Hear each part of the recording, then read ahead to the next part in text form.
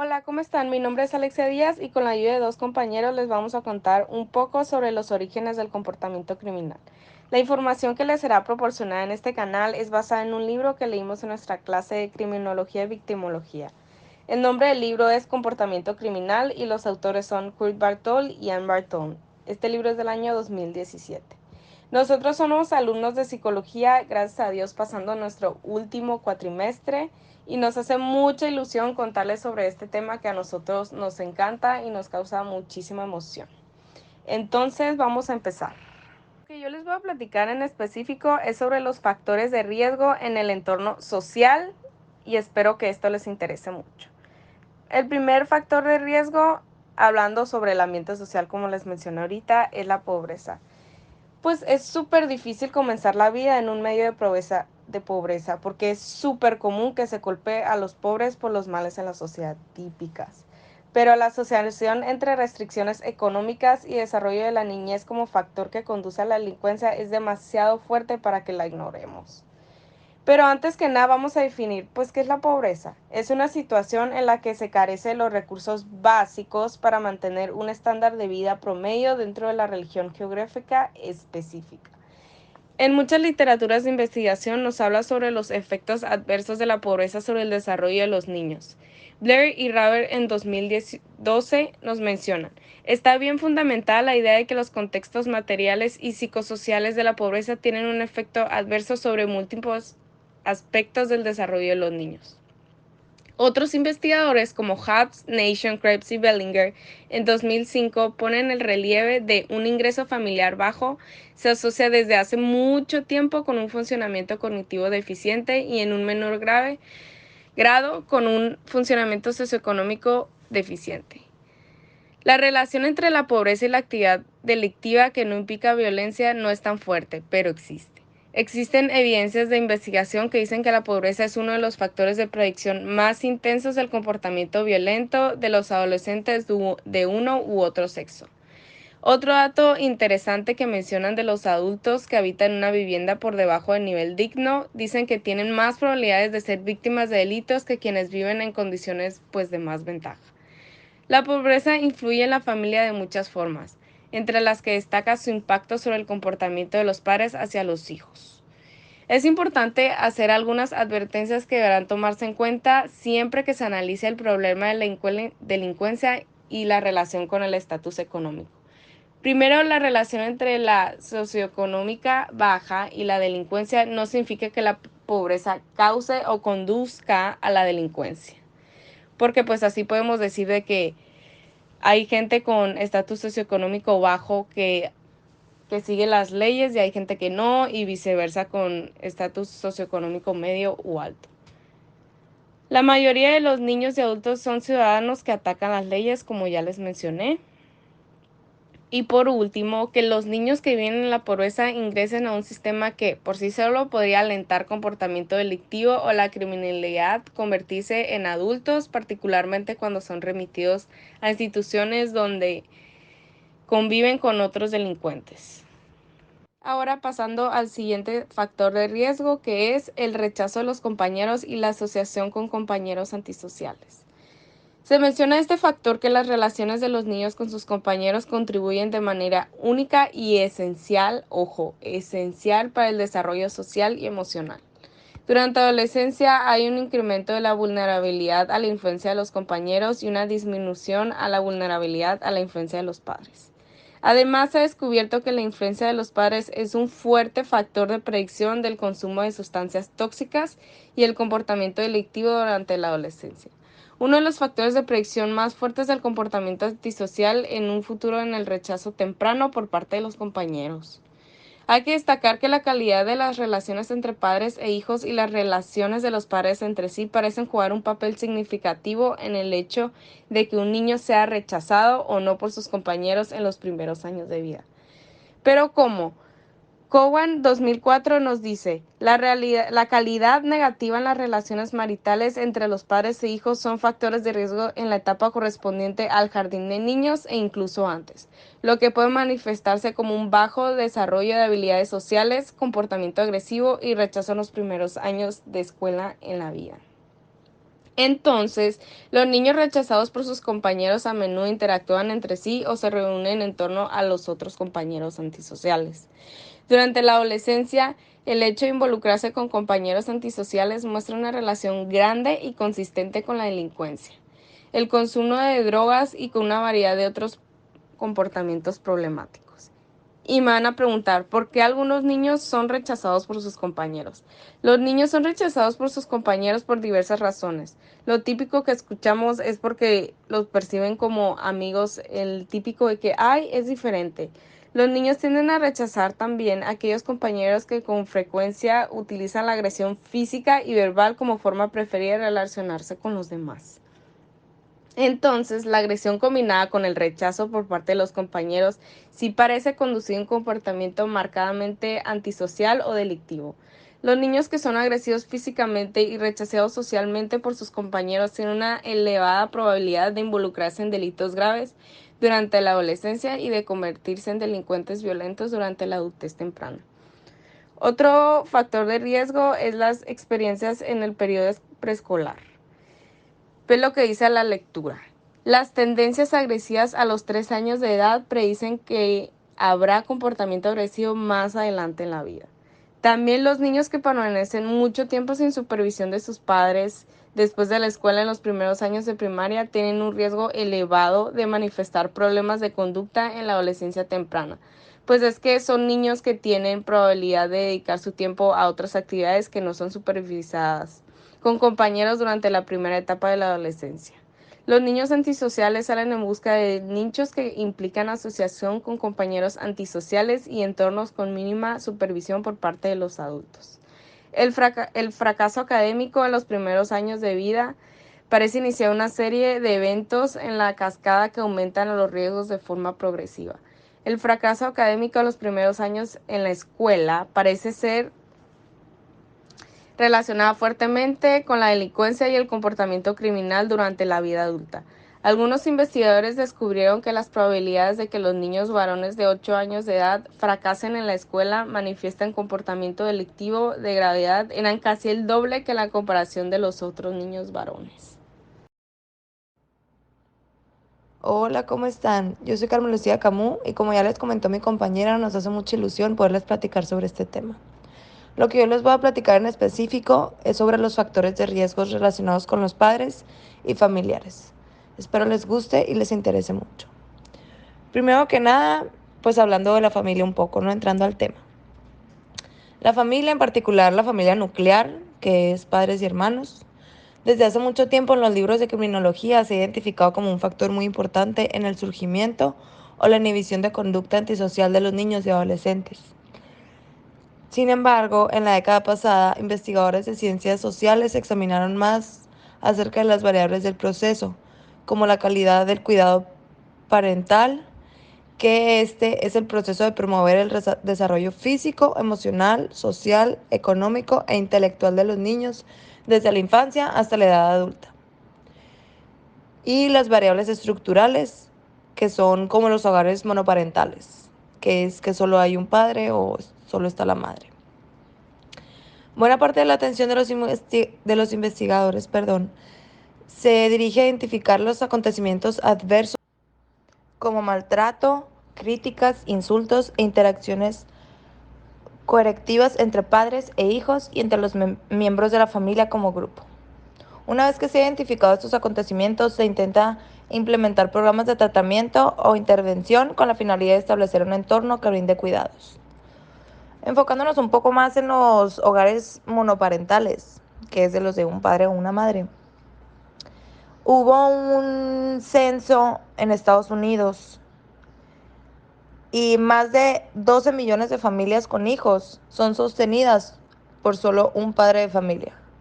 Entonces, por ende, estos hogares son comunes, el hecho de ser un entorno monoparental. En estudios basados en datos oficiales, encontraron que los delincuentes tenían mayores probabilidades que los delincuentes de prevenir de hogares donde los padres estaban divorciados o separados. Es decir, que provenían de un hogar monoparental y por esto podría ser responsable de buena parte de la delincuencia. Es decir, se considera un factor de riesgo. Más aún, hay evidencia de que los niños de hogares monoparentales, que están relativamente libres de conflicto, tienen menos probabilidades de convertirse en delincuentes que los niños con hogares intactos pero conflictivos. También debe de considerarse la composición del hogar. Por ejemplo, si en la casa viven los abuelos o hay padrastro o madrastra, que vivan familiares cercanos y otras personas significativas como amigos o así. La familia no tradicional se ha convertido en algo habitual en la sociedad de estos días. Las familias no tradicionales son esos, hogares conflictivos, con personas fuera del núcleo familiar que vivan dentro de los hogares, todos esos factores que cambian el entorno, ¿no? Mientras que continúan los informes sobre la relación entre los hogares monoparentales y la delincuencia, aún estamos lejos de explicarla y quizá resulte inútil intentarlo. Si el hogar monoparental es un factor de riesgo, es probable que se vea influido por las interacciones de otras variables por un cúmulo de factores de riesgo. Más que concentrarse en la estructura de la familia, es mucho más deseable en enfocarse en el proceso. Por otra parte, encontramos los estilos parentales y prácticas de crianza, que según Diana Baumrin, se refiere a las formas en que los papás o los cuidadores interactúan con los niños. Cada familia tiene su propio estilo, ¿no? Dependiendo de cómo son los padres. Algunos estilos y prácticas de crianza parecen tener mayor probabilidad de otros de conducir a la delincuencia y por lo tanto podría considerarse como factor de riesgo. Las prácticas de crianza son las estrategias que emplean los padres de familia para alcanzar metas académicas o sociales o atléticas en diferentes contextos y situaciones. Por ejemplo, cuando los papás le dan al niño una cierta cantidad de dinero cada semana con la intención de enseñarle a administrar su dinero. Esa es una práctica de crianza. Y por otra parte, pues están los estilos parentales, que se refiere a las interacciones entre padres e hijos, caracterizadas por actitudes de los padres hacia sus hijos, así como el clima emocional de la relación entre ambos. Por ejemplo, serían las interacciones receptivas entre los papás y los hijos, que se describen como cálidas, divertidas, comprometidas y de aceptación. Ok, ya que sabemos lo que son estos estilos parentales, cuál es la definición, ahora vamos a ver cuáles son esos estilos. Primero se encuentra el autoritario. Bueno, son 4. Está el autoritario, el permisivo, el autoritativo y el negligente. Primero con el autoritario, los padres con este estilo tratan de moldear, controlar y evaluar el comportamiento de sus hijos de acuerdo con algún estándar preestablecido y absoluto.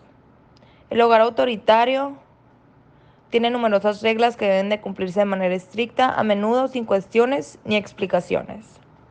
Estos papás desalientan cualquier intercambio verbal que implique igualdad entre los padres e hijos. Es decir, que los papás son la autoridad siempre, en todos los momentos importantes y así como en los intrascendentes. Y estos padres esperan que sus hijos sean obedientes y respeten su autoridad sin cuestionamientos. Estos papás se podrían llegar a considerar un poco como controladores, que todo es a su manera y ellos mandan porque sí, por ser personas de autoridad. Después encontramos el estilo permisivo, que manifiestan actitudes tolerantes, no punitivas y de aceptación frente al comportamiento de sus hijos, incluyendo las expresiones de impulso agresivo y sexuales. Estos padres permisivos, por lo general, evitan afirmar su autoridad o imponer controles o restricciones sociales a la conducta de sus hijos. En estos tipos de familias, los padres se ven como expertos a quienes se consulta en caso de ser necesario. Dejan que los niños establezcan sus propios horarios para comer, dormir, para ver la tele, para salir al parque, para jugar, para salir de la casa, para ver a sus amigos, para todo. Los hijos son los encargados de sus propios horarios. Y por ende, es muy normal que haya poca supervisión parental.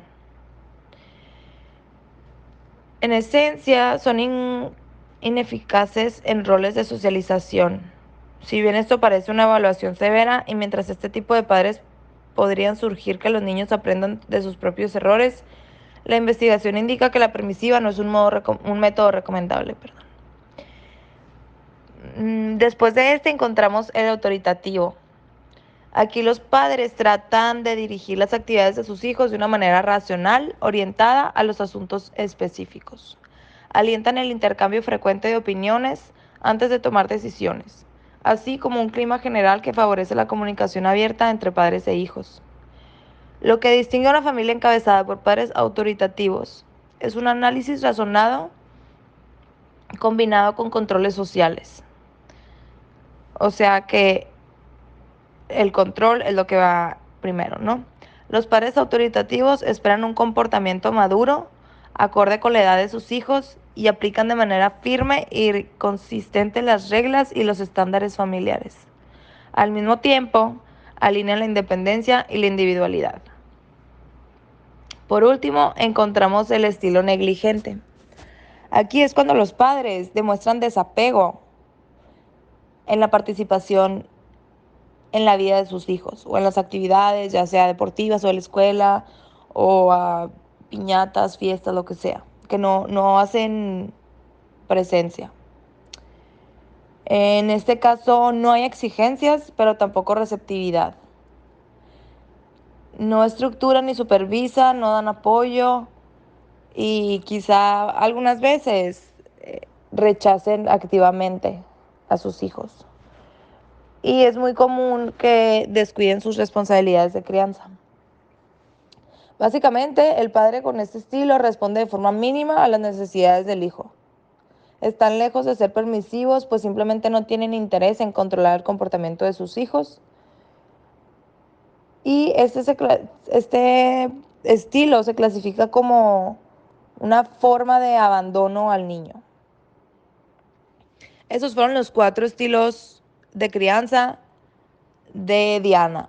Pero por otra parte tenemos otros autores, a James Snyder y Gerald Patterson, que cuenta con otros 2 estilos parentales que contribuyen directa o indirectamente a la delincuencia. Estos son el estilo restrictivo y el laxo.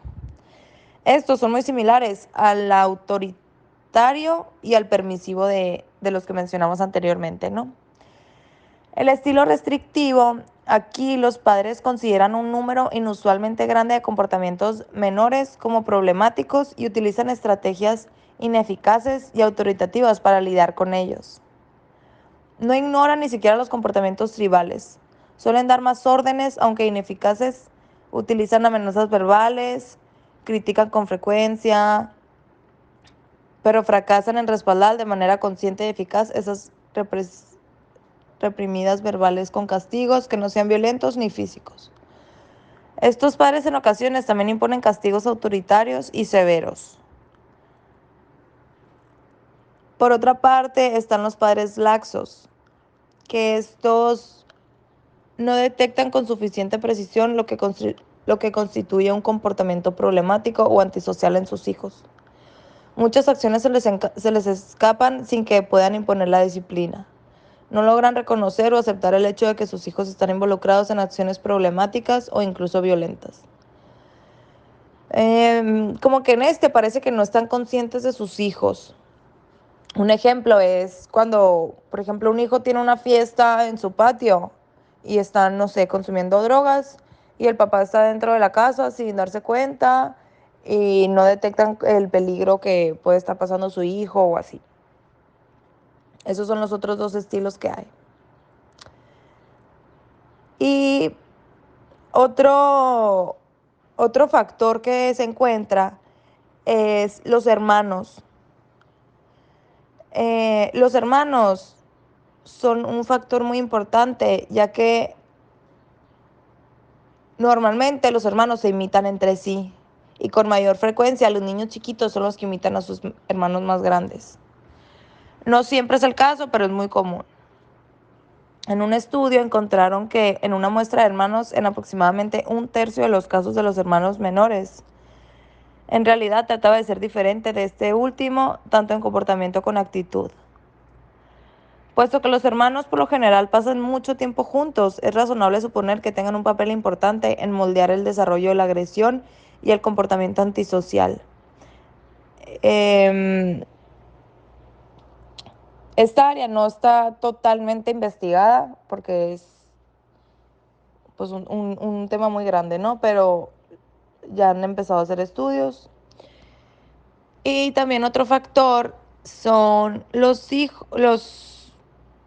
las psicopatologías dentro de un hogar.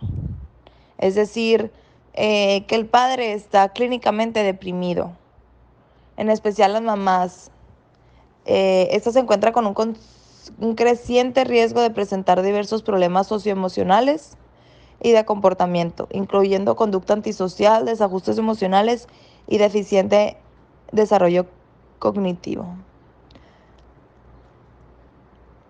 Y pues también el alcohol de los padres, ¿no? Entra como un factor de riesgo negativo para sus hijos, ya sea por la conducta, el comportamiento antisocial o pues en sí el alcoholismo.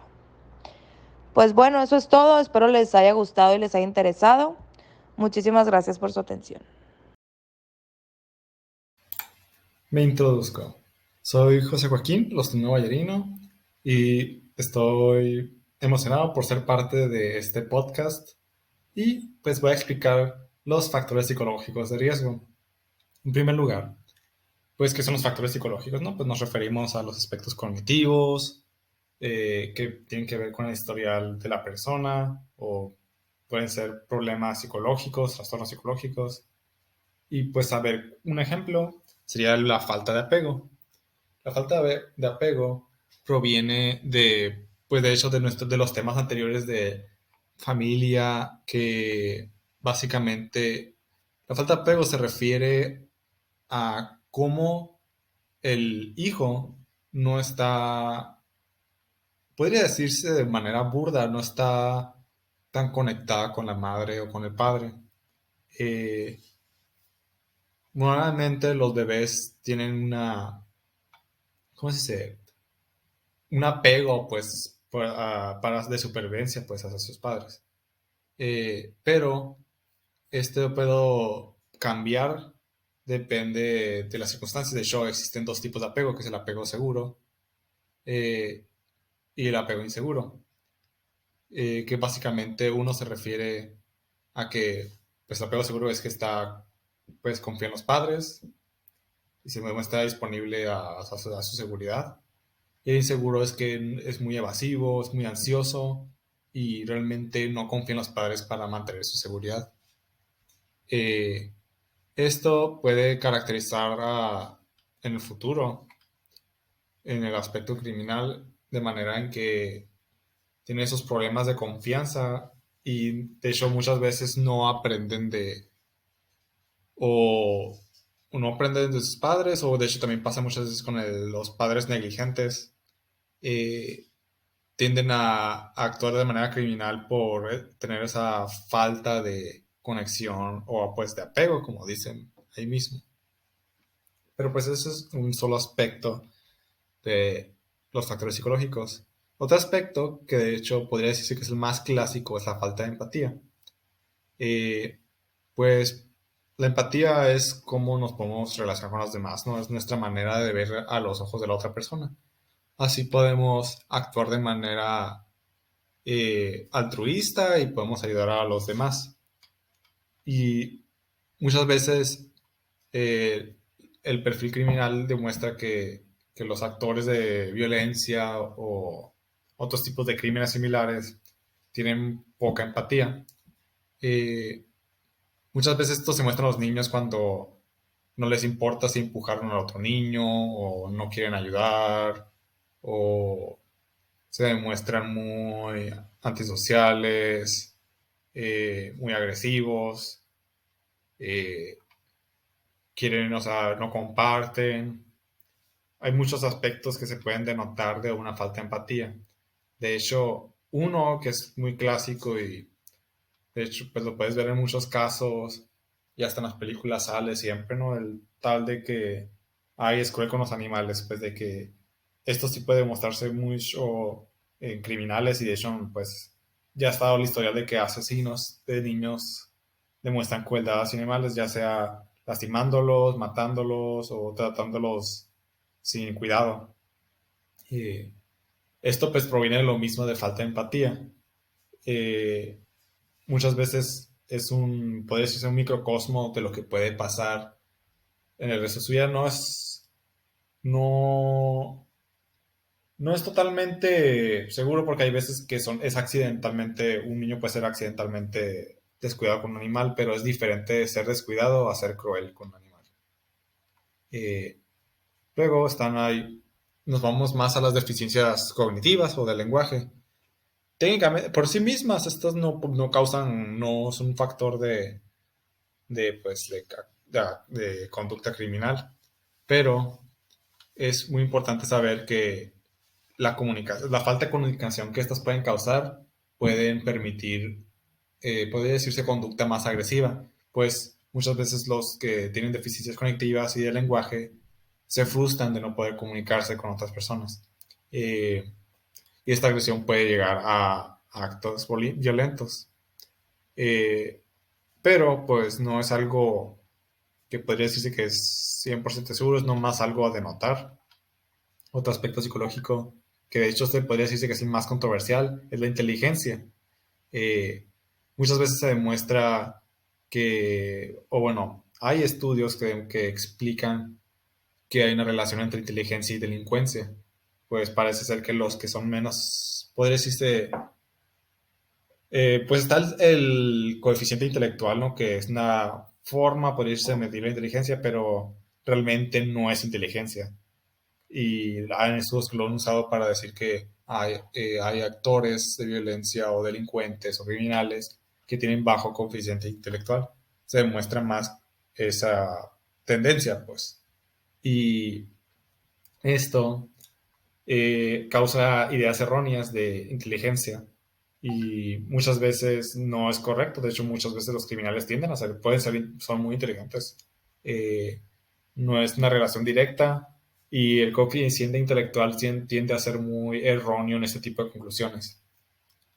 De hecho, en sí, el coeficiente intelectual es un tema muy controversial, pues tiene orígenes bastante turbios, en específico para atacar a ciertas minorías. Eh, Admito que sí veo una relación entre poca educación y educación en términos de criminología. No creo que va relacionado tanto a la inteligencia, pero más al contexto educativo. Muchas veces les da más oportunidad tener estudios que les permite dar más oportunidades y pues se puede demostrar cómo poblaciones con alta educación pueden tener menos índice criminal, pero no es un uno por uno. Y pues está la diferencia entre ser educado y ser inteligente. Eh, También están ciertos trastornos que se demuestran relacionados. Está el TDAH, pero el TDAH suele ser más una relación porque el TDAH es podría decirse, uno de los trastornos más comunes. Eh, hay hay cierta tendencia a agresividad, pero no es algo que no es tan sustancial esa conexión. Pero hay trastornos de conducta que sí son muy conectados. Los trastornos negativistas y antisociales tienden a estar presentes en conducta criminal. Y esto es porque pues muchas veces se relacionan con estas conductas criminales de que no son empáticos hacia los demás, o básicamente que son muy hostiles, son muy agresivos, muy irritables. Esto puede conllevar a actos criminales y hay una relación más directa entre trastornos negativistas y antisociales a la actuación criminal. Y pues estos son algunos de los factores psicológicos. Hay muchos más que se puede meter más a fondo, pero a mí se me hace muy interesante observar cómo estos pueden tener un efecto desde la niñez. De hecho, es probable que puedas ver más a fondo en un niño estos aspectos y por eso es muy importante identificarlos porque te pueden dar una idea de cómo puede actuar en el futuro. Pues bueno, ¿por qué hablamos de estos factores que pueden poderse causar el acto criminal o pues que alguien tome el camino de delincuencia? Pues es muy importante conocer estos factores y hablar sobre ellos por dos cosas muy importantes. Uno es poder prevenir eh, pues la delincuencia o el acto criminal. Con estos factores podemos ver cómo es importante eh, dar apoyo social a las familias que tienen problemas para poder educar a sus hijos o para poder apoyarlos y mantenerlos. Otro que puedes poner es los entornos sociales. Este apoyo social puede ayudar mucho en prevenir estas actitudes y pues en la escuela también los recursos escolares que son muy importantes para poder educar a los niños que tienen este tipo de problemas y poder apoyarlos con sus también trastornos que pues se pueden observar desde esa edad y poder darles el apoyo psicológico que necesitan. Otra razón que es muy importante discutir estos factores es que sirven como para identificar las motivaciones de criminales, porque a veces es difícil conectar de por qué alguien haría ciertas acciones. Pues se puede ver muchas veces desde viendo sus antecedentes, puedes ver estos factores, cómo se demuestran eh, que alguien haga esas acciones. Es por eso que es muy importante hablar de estos factores e investigarlos y pues poder encontrar estas, estas distintas posibilidades de prevención y ayudar a los que ya han sido afectados y pues poder ayudar en la creación de perfiles criminales para poder hacer la justicia de los que son afectados por estas acciones criminales. Hay muchas razones por qué es importante ver esos factores y es por eso que abro la discusión a estos temas y sería muy interesante que piensan ver, pueden comentar eh, sus experiencias, lo que se les hace interesante este tema y pues fue un gusto hablar sobre estos temas.